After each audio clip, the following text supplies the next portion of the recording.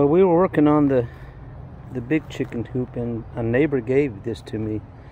He double clicked on it, got two, held it for 4 months. He saw us with the chickens out in the yard and he donated it to us. Thank the Lord, what a blessing. Anyway, this is what I did to help it. I put a 1x4 treated railing around the bottom, and fastened them down with screws all around.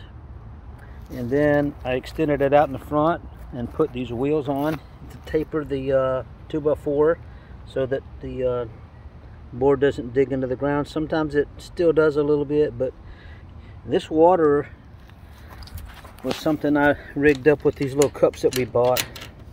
I just put the jug up to the wire and took my marker and made the little square where the hole needed to go with the bit they supply with it.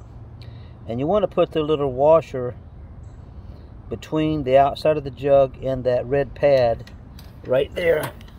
You want the washer on the other side of the screen, and I had to turn it quite a bit to get it to compress to stop dripping, but it will do it. Just be careful not to overdo it and break it.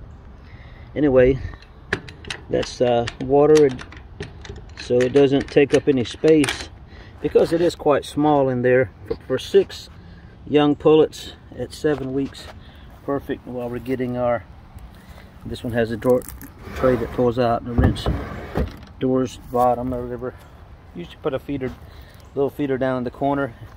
And I came back here and got these little pieces of wood I had, and I screwed them in here and here, put a piece of plastic pipe through there, and a screw to hold it in place. And that's what we used to move it around with. And I just stepped in dog manure. Wonderful.